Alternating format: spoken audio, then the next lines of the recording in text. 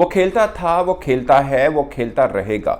खुश होने वाला खुश होगा, जलने वाला जलता रहेगा। सर झुकाकर मेहनत करके कामयाबी की सीढ़ियां चढ़ते जाओ। मजदूर खुदा का दोस्त है।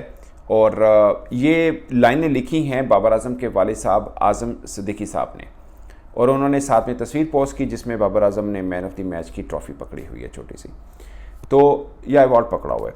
ये बाबर आजम के वालिद साहब ने स्टेटमेंट लिखी, इसके पीछे एक पूरी कहानी है।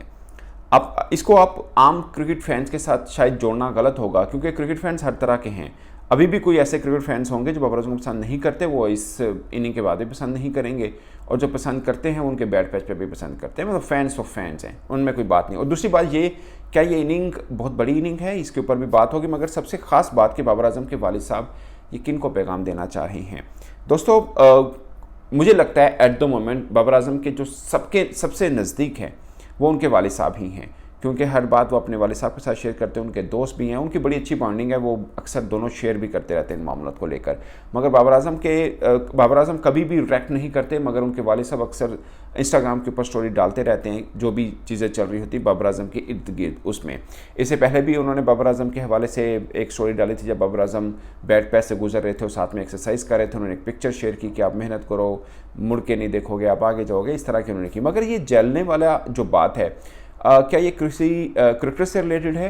क्योंकि बाबर आजम कोई फ़ैन जलेगा नहीं, मैं पहले बता चुका हूँ कि या तो पसंद करेगा या नहीं पसंद करेगा।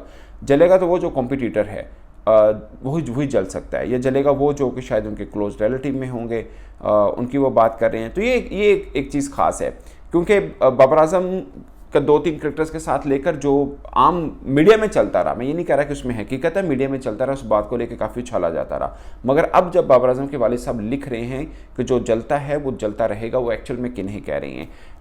क्योंकि मतलब बाबर आजम एक क्रिकेटर हैं तो प्रोफेशनल जेलसी होती है, ना कि फैंस की तरफ से जेलसी होती है। और बाबर आजम के वालिद साहब लिख रहे हैं, क्या इसके पीछे कोई ख़ास चीज़ है, ख़ास बात है? क्योंकि मुझे याद है कि बहुत सी चीज़ें लेकर जोड़ी जाती थी, बहुत पहले की बात है, अब की बात नहीं कर रहा, अकमल फैमिली के साथ, कामरान अकमल, उमर अकमल। मगर मुझे लगता है कि उस चीज़ के साथ जोड़ना शायद थोड़ा गलत होगा, क्योंकि उनके एंड से कोई बात ऐसी हुई नहीं है। और उसके बाद जब बाबर आजम का बल्ला नहीं चल रहा, तो बहुत से जो साबिक क्रिकेटर्स हैं वो बाबर आजम पर तनकीद कर रहे हैं, जिसमें बहुत से क्रिकेटर शामिल हैं। उसमें आप अहमद शहजाद को भी डाल सकते हैं, उसमें सिकंदर भी हैं, उसमें शुएब अख्तर भी बाज़ औक़ात बाबर आजम के खिलाफ बड़ा बुरा लफ्ज़ इस्तेमाल करते हैं। तो बहुत से ऐसे क्रिकेटर्स हैं, क्या उन्होंने उनके बारे में बात की? या फिर कुछ ऐसे क्रिकेटर्स हैं जो टीम के अंदर जिनके हवाले से बाबर आजम ने शिकायत की थी, खासकर वर्ल्ड कप के अंदर, नॉट टू पीसीबी बट एक ड्रेसिंग रूम के अंदर स्पीच के अंदर बाबर आजम ने कहा था कि मुझे पता है मेरे पीछे कौन क्या कुछ कर रहा है। तो क्या उनके लिए ये बात है? तो 2-3 चीज़ें ऐसी हैं, कम से कम ये फैंस के लिए बात हो नहीं सकती। और बाबर आजम ने इनिंग खेली है, और इस इनिंग की कितनी इंपॉर्टेंस है उसके ऊपर भी बात होनी चाहिए। मैंने कल भी एक व्लॉग किया था। मुझे लगता है कि ये जो चैंपियंस कप है, आप इसमें सबके बल्ले से रन्स देखेंगे, वो आप इमामुल हक हों, वो कोई भी हों। अगरचे अब्दुल्ला शफीक एक बड़ी इनिंग नहीं खेल पाए हैं, मगर ये पार्टी विकटें हैं फैसलाबाद की सबसे बैटिंग पैराडाइज विकेट्स मानी जाती हैं। और फिर चैंपियंस कप में कहने को पाकिस्तान के सभी स्टार्स खेल रहे हैं, मगर 5 टीमें बनने के बाद हर टीम के अंदर आपको 2-3